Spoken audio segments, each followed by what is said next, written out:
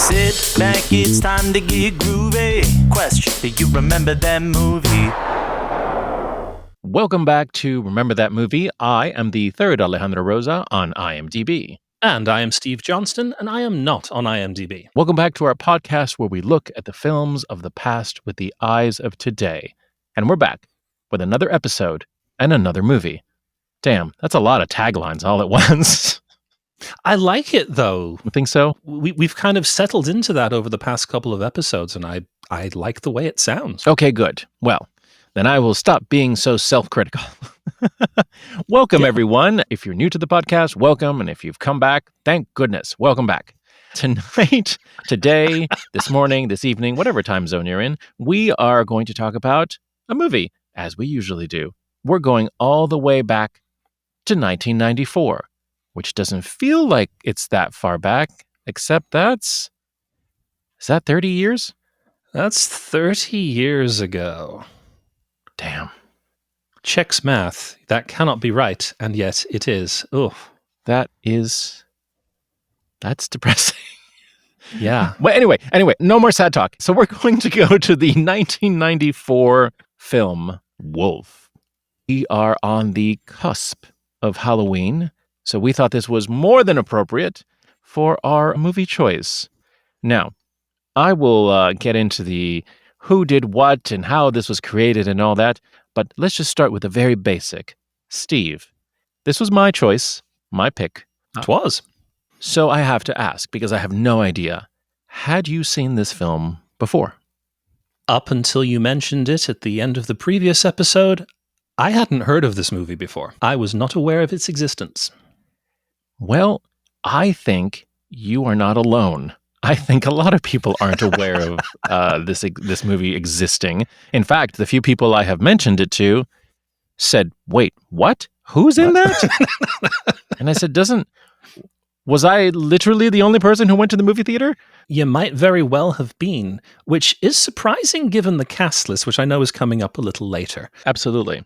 Before we get to that, though, how did you become aware of this film? Was this another one of your HBO finds? Not even remotely. This was me going to the movies when I was a teenager and purposely seeking this out. So during my preteen teenage years, I went to the movies a lot.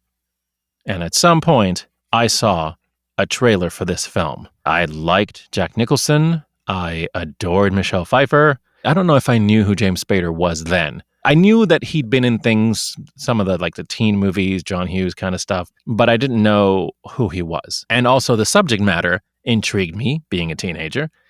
So I was like, all right, yeah, I'm going to go see this. And I remember I did. I went to the movies and I watched it. And we'll talk about that. But before we get too deep, we have to go with our summary, just for all those people who didn't know that this movie existed. Okay. I did try to find the back of the VHS tape. The ones that I found did not have a description on the back, which is very frustrating. So I had to compose my own, so it will be flawed, and for that I apologize. Book publishing editor Will Randall gets bitten by a black wolf one night in Vermont. He begins a slow transformation into a wolf. At the same time that's going on, his company is bought out, he's demoted, and his protege, Stuart, gets his job. Stuart, also, we will find out, is having an affair with Will's wife. Busy guy. Will, at some point during the discovery of said affair, bites him.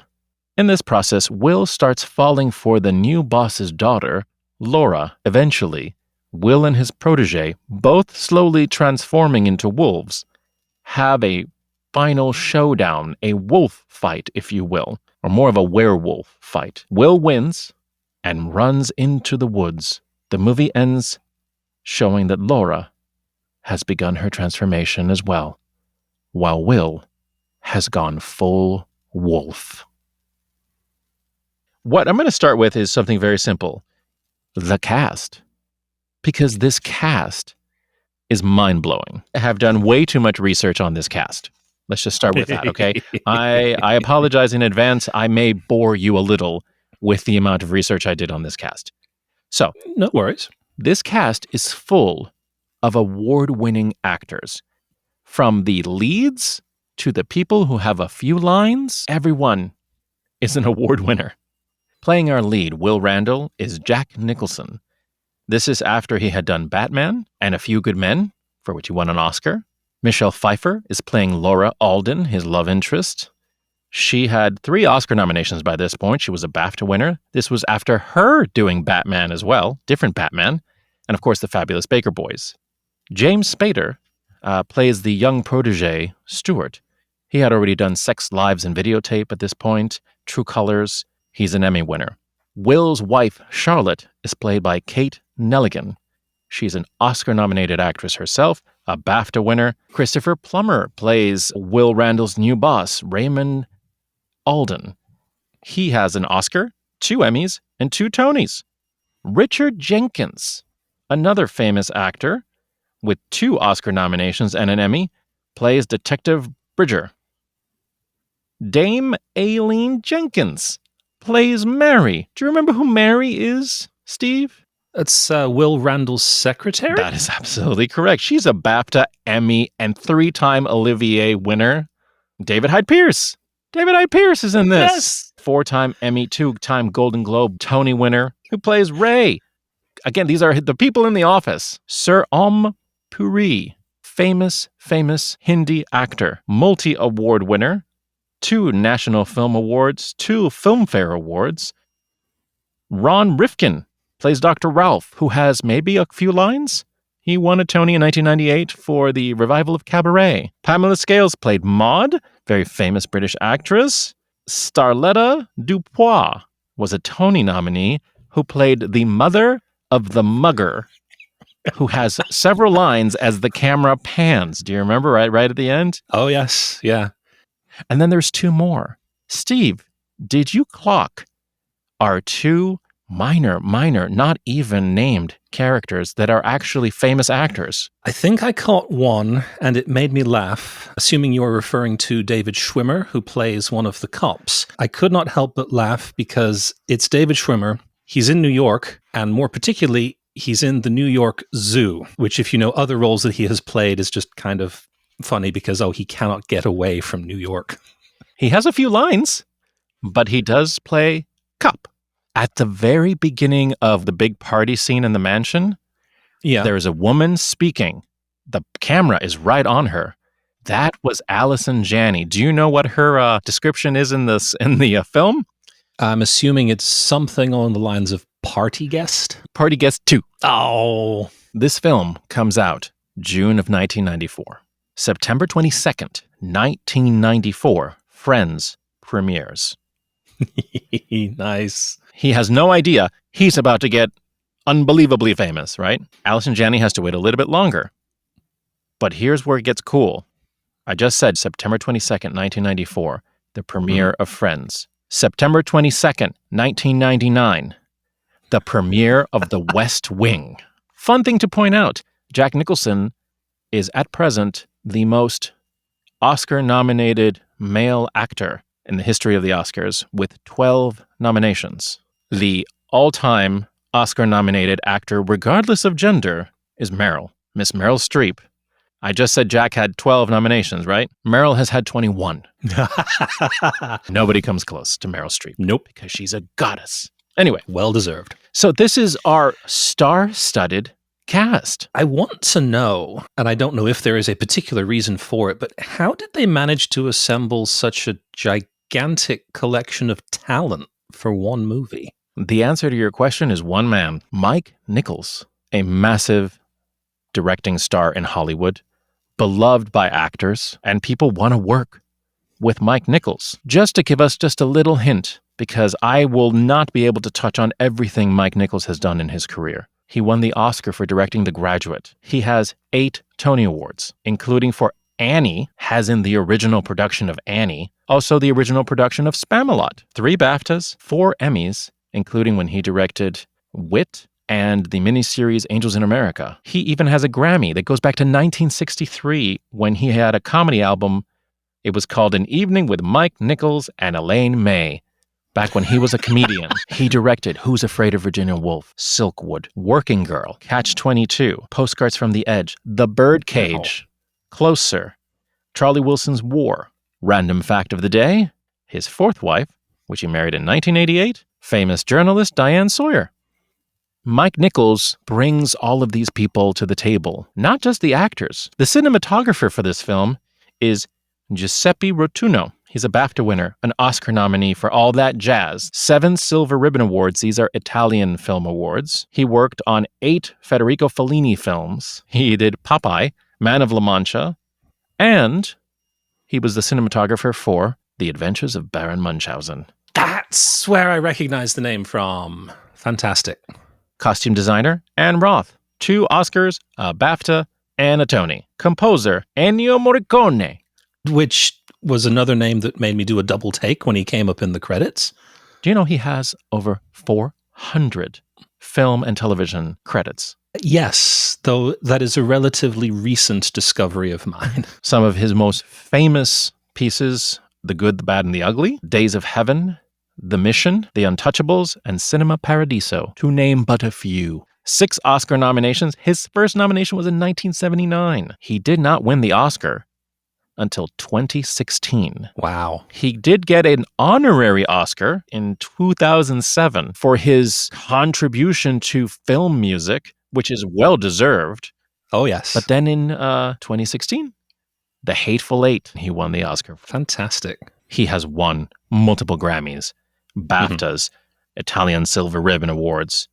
Despite his incredible success in Hollywood, he lived in Italy his entire life. This film started to be written by Jim Harrison. He's a famous novelist who wrote multiple works, including a series of novellas that would later lead to the film Legends of the Fall, which he also wrote. He eventually left the film due to creative differences with Mike Nichols. They just had a completely different view of what they wanted to do with the movie. Okay. Enter Wesley Strick, who took over, but both are given equal credit for the writing. Wesley Strick is a screenwriter. He wrote Scorsese's remake, Cape Fear, with De Niro. He co-wrote Arachnophobia, and he co-wrote another podcast film, The Saint. Oh, yes. Between 2015 and 2019, he was a writer and a co-executive producer for the show The Man in the High Castle. Oh, very nice. The reason that I wanted to watch this film was my reaction to it as a teenager, which is that I didn't dislike it, but I didn't love it. I don't know if this happens to you. When I think about films of the past, I think to myself, was it good? Was it bad? Or was I just too young to understand it? There's some films that I want to go back to because I want to see them with adult eyes, because clearly I was not the audience for this. People older than me were. That was part of the fascination with this particular film. What do you think? Tell me what your thoughts are. What was your initial impression of this?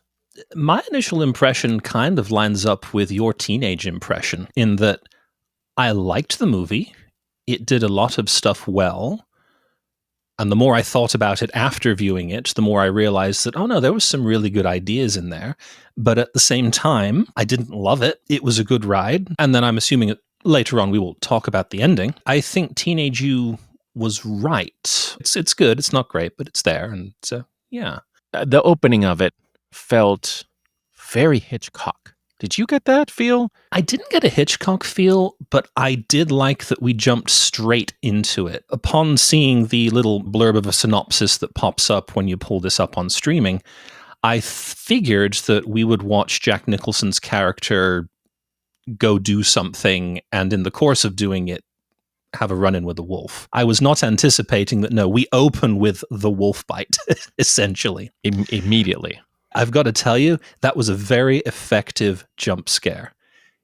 You know the bite's coming, you know it's going to happen, and it happens sooner than you anticipate, and I jolted up in my seat when it occurred. It was effective. Well done. Well done. Again, we have professionals making this film. Oh, yeah. And you can tell there are things in it that you're like, wow, this is really well done. I'm going to apologize in advance to our makeup crew because I have failed to write down who did the special effects and makeup for this. Oh, okay. But yeah. I actually think while we're talking about just the film itself, credit to them. Because 30 years later, they look good. They look good. It holds up amazingly well. Yeah, you don't think that's going to look good, but I think part of that was practical, right? They just used makeup. It doesn't look like they use a lot of CGI. No. And I think that made it age really, really well. What a weird way to start a film. But again, like you're right, like we get right into it. And then, and this is going to come up a lot, office politics. Yes. Which is a weird turn. Very. He's a book editor. Okay. They've been bought out. Okay. Yeah. He's going to get demoted. Okay. This is all right. This seemed like an awful lot of secondary plot to be building. I kind of figured that, yes, we would see some of his day-to-day life and we would start seeing how him turning into a wolf would affect that. But no, there's a entirely deep subplot going on with the book editing side of things. There is. Is that a real building? Because that interior is gorgeous. You'll be happy to know that it's real. Does it still exist? Oh, it's a architectural landmark. Fantastic. Good. Yes. Good. You can go visit it, Steve. If you ever are in downtown Los Angeles, you can go visit the Bradbury Building. The Bradbury Building. Okay. Mm-hmm. It was built around between 1892 and 1894 by a gold mining millionaire named Louis Bradbury. Very nice. It is used in film and TV a lot. Most famously, Blade Runner. There's a scene that takes place in the Bradbury. Oh, wow. Okay. More recently, 500 Days of Summer, The Artist. In television, everything from Perry Mason to Mission Impossible to Quantum Leap to Pushing Daisies. Oh, it's fantastic. A fantastic building. I remembered the building. I really did. Mm-hmm. It was one of the few things I remembered about the film. I just remember there was a really cool building where they worked. It was beautiful. They didn't add anything. All that ironwork, the detail. Oh, no. You can tell that's 100%. It's all real. Real and authentic, yeah. Anybody who is really a lover of architecture, please Google the Bradbury Building and take a look at the photographs because it is stellar. The hallways, everything about it is stunning. The interior appears to be just one gigantic open atrium, and there are staircases going between floors on both ends of the building, and beautiful old wrought iron elevators, the type where you have to close both sliding grates in order to move from floor to floor. Oh, yeah. Wonderful. It's very dreamy. So the building Sorry, is back to the plot. Yeah. So we really like the building, folks. We love the building's great. Plot, the plot's not bad. I feel like it rides a middle line. Yeah. Good, not great. Okay at times. What kind of threw me off was the mix of the two. We've got office plot, which is good in and of its own right, and we've got wolf plot, which for the first third of the movie doesn't appear to do an awful lot. Apart from the heightened senses that he starts feeling and the feeling of invigoration that allows him to take command of this office plot that we're dealing with over here. Then you stop and realize, wait, this is supposed to be kind of a horror film. When is that going to kick in? And also sort of a romance in the middle of it as well. Just to give the audience a little bit of a perspective. After Mr. Alden is taking over the company, he throws a big party at his mansion, to which Will, of course, attends. And at that point, that's when Alden takes him aside, offers him a cigar, and pretty much says, hey, I'm giving your job to someone else. How about Eastern Europe? Does that sound good? Yeah. Classic business move. I'm not going to fire you, but your new position is one that no one in their right mind would want. He's already been bitten, of course, since we started the movie with the bite. Yep. So he's having some issues and doesn't know what's wrong with him. And then in the middle of all this, he meets Laura, Michelle Pfeiffer's character, who is, of course, his new boss's adult daughter. And that starts the kind of romantic storyline that is weird at the beginning. She's sort of annoyed at the beginning, and somehow it turns. And I found that very confusing. Yeah. Right? Because there's that second time he goes to the house, and she's like, no, Dad, I can't do anything with you. I'm going to have lunch with Will. Right. Which she had to ask him what his name was because she couldn't remember. And then she's annoyed that he is like, okay, let's have lunch. And she's like, well, I just have peanut butter and jelly. He says something like, peanut butter and jelly is like mother's milk to me. That's right. Yes. What? The thing that confused me, and I think confused a lot of people, was why is Jack Nicholson making this movie? You just don't think Jack Nicholson is making a werewolf movie. That always seemed odd to me. I will disagree with you there. I didn't find that strange at all, particularly since he had already done, I think you said Batman prior to this. He had? So kind of the over-the-top horror villainish type of character that kind of made sense. Okay. What confused me was, is he doing a werewolf movie or is he doing the older man creeping on a slightly younger woman movie like we see? He was 57 when he made this film. He's in his 80s now. How old was Michelle Pfeiffer when she was in her mid-30s. Okay. As was Spader. They were all in their 30s. Interestingly enough, Christopher Plummer is 10 years or less older than Jack. They're actually more contemporaries. Right. Here's a kind of a weird little tidbit. When he is trying to figure out what to do, folks, he is led to this doctor, Dr. Alizeus, who is a kind of a mystical doctor who's written about the wolf. Sir Ampuri, he's actually in his 40s. No. They aged him. Oh, wow. He's like 44. He's younger than Jack Nicholson. Well done to the makeup department. What did you think about the Nights of the Wolf? There's 3 different nights in where our main character, Will, goes off into the woods or the city at one point and does wolf-like things only to wake up the next day having no memory of it. This is part of the transformation. I would like to read you my little note for night number 1. I'm excited. Don't be a deer.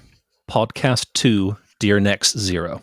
Because this is the second movie in which we see a character snap the neck of a deer. That was really rough. They show him hunting this deer, and you're like, oh, wow, okay, he's turning into a wolf.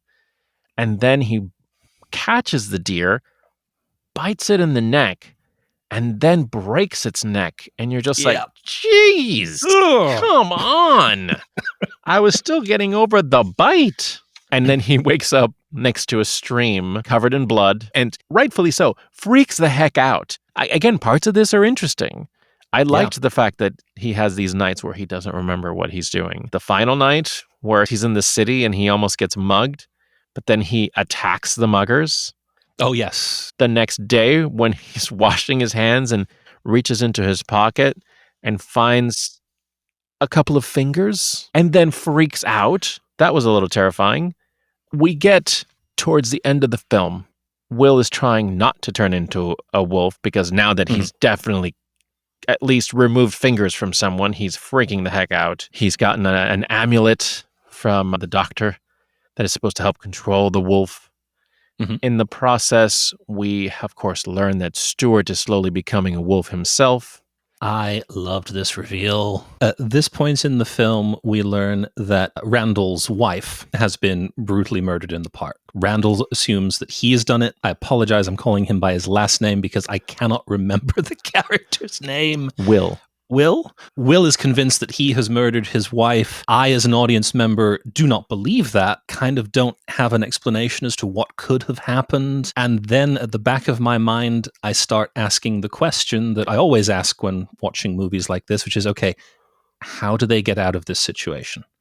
What is his happy ending, so to speak? How are they going to get him away from being blamed for this death and he'll run off into the woods is what I assumed was going to happen. Right.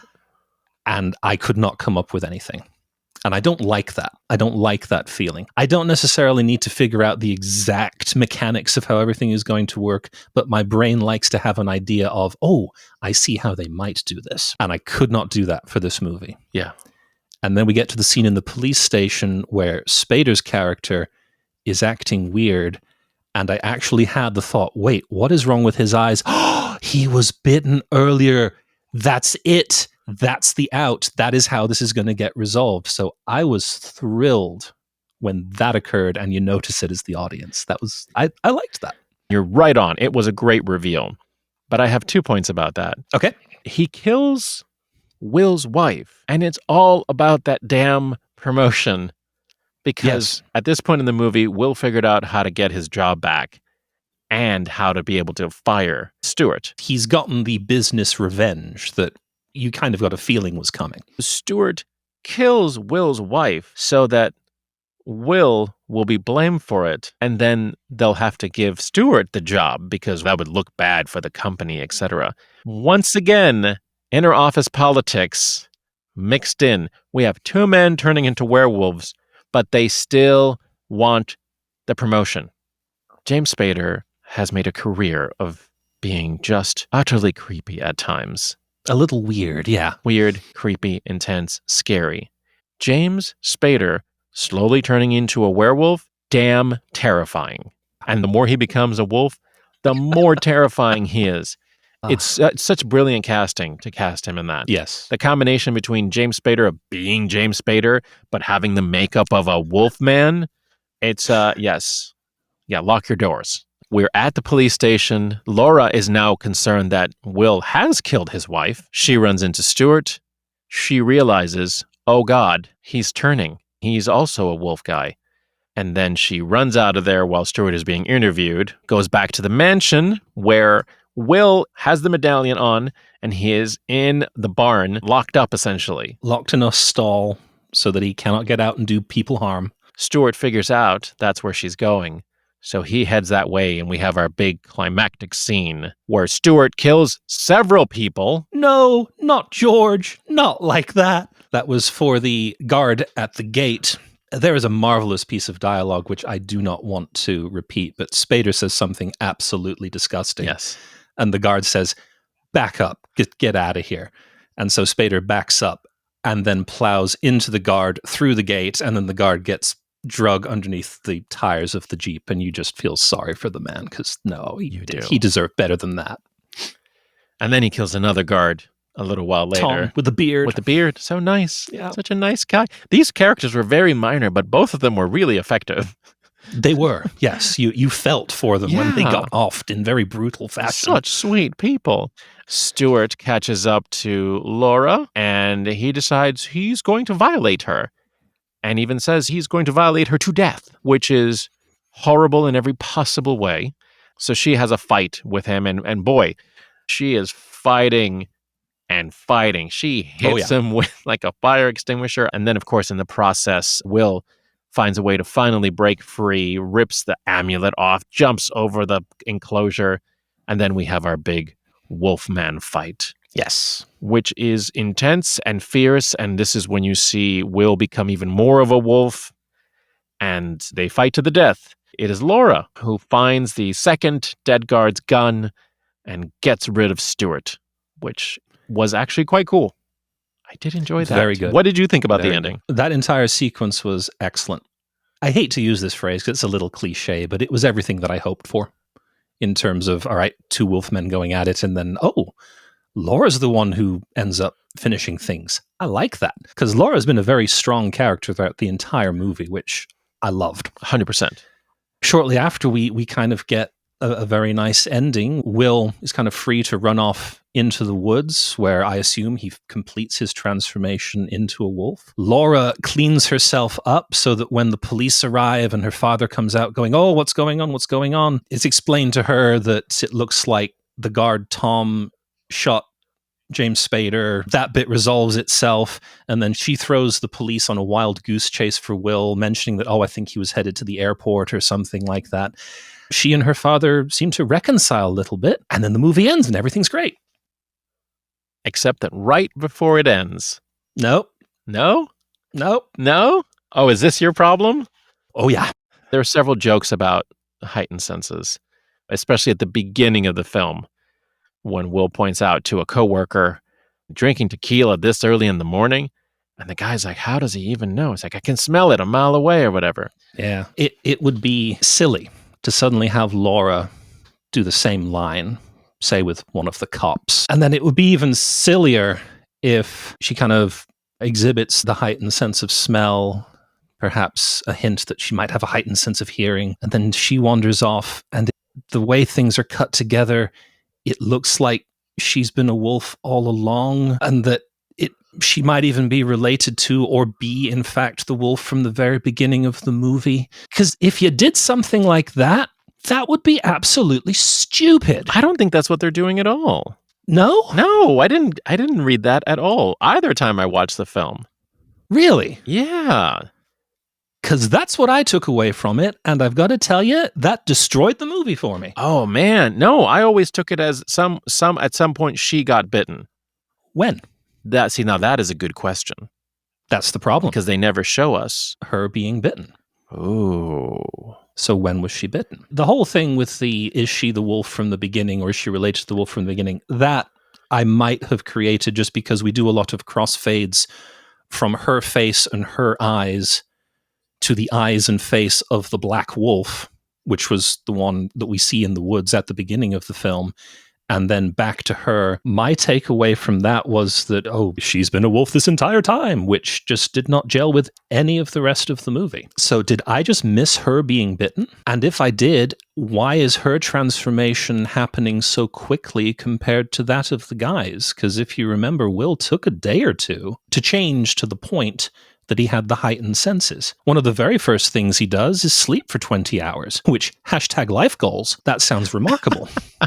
We don't see her do that. Help me out.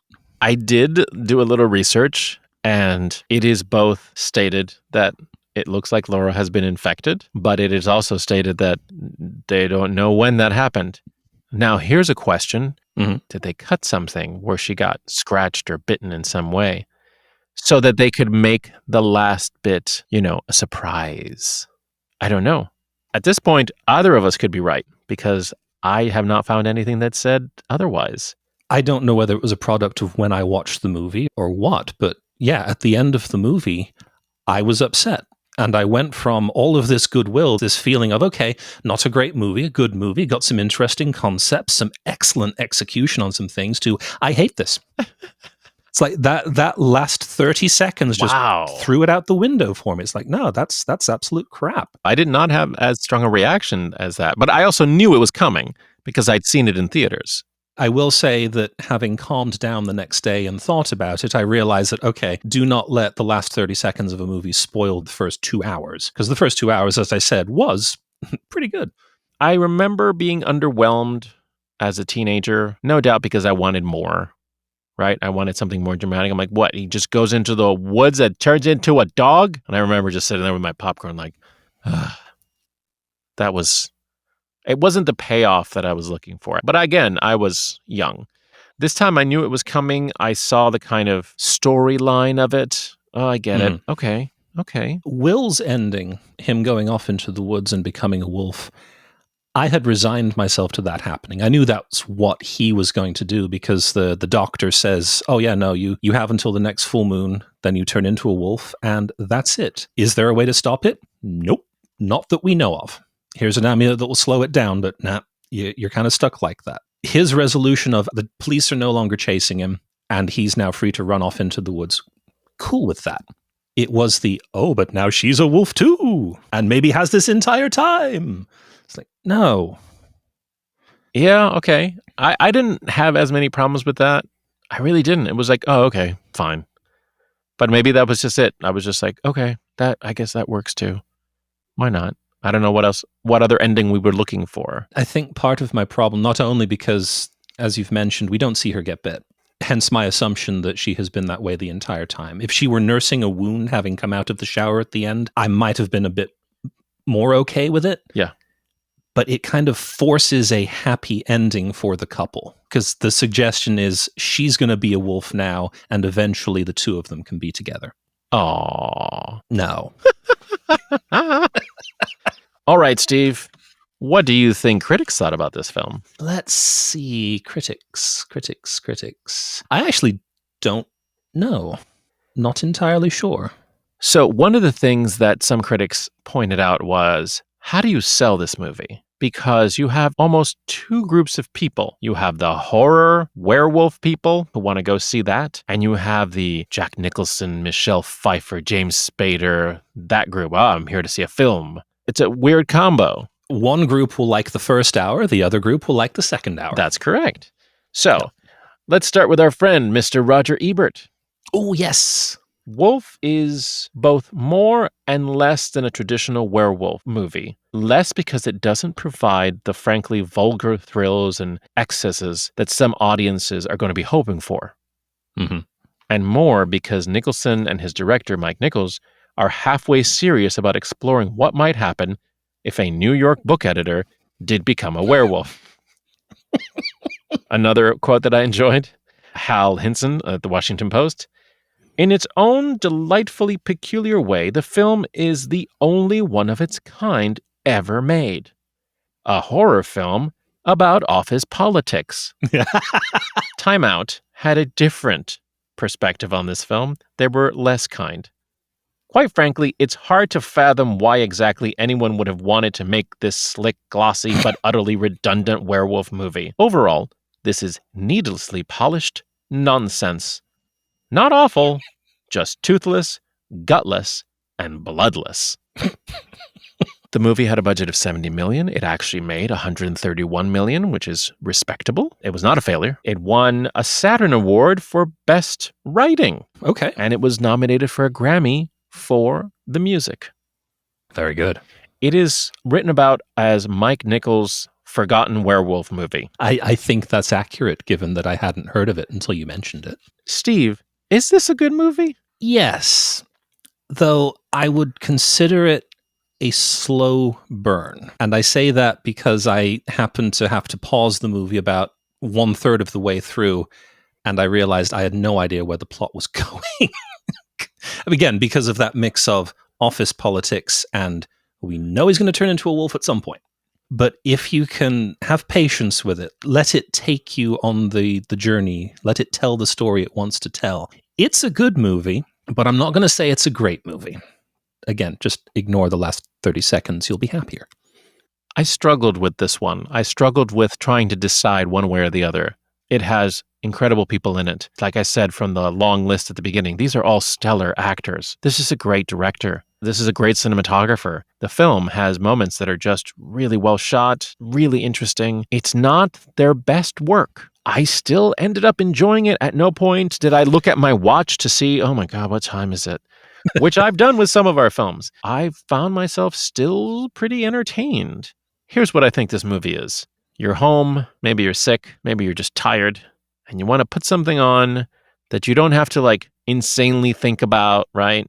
But you want something that has a little bit of teeth to it. Well done. Thanks. So watch this. Turn this on, lay on the couch, and just be like, all right, take me on this weird journey. And I think in that way, you won't be upset as long as you keep your expectations midway. Don't hope for greatness, just midway. I am curious to our audience who is listening and or watching, the last 30 seconds of the film, my interpretation, am I way off base or do you see my argument? In the comments, please tell us, what was your experience with Wolf and what do you think? Is Steve right? Am I right? Who's right? We want to know. What do you think happened? Because we don't really know. And I just be honest, we don't know. Thank you all so much for listening or watching. Please like and subscribe. It does help us a lot and helps us to continue to do this. We hope you enjoyed this weird journey into this 1994 film. Now I will pass the mighty baton to Steve. What will we do next? We are going to go forward from 1994 to one of the newest films that we have done, if not the newest so far. We're going to go to 2002 for a little comedy that I remember wanting to see at the time, and then I honestly don't remember what I thought about it once I did see it. So I want to go back and see if I can remember. Join us next time when we take a look at 2002's Death to Smoochie.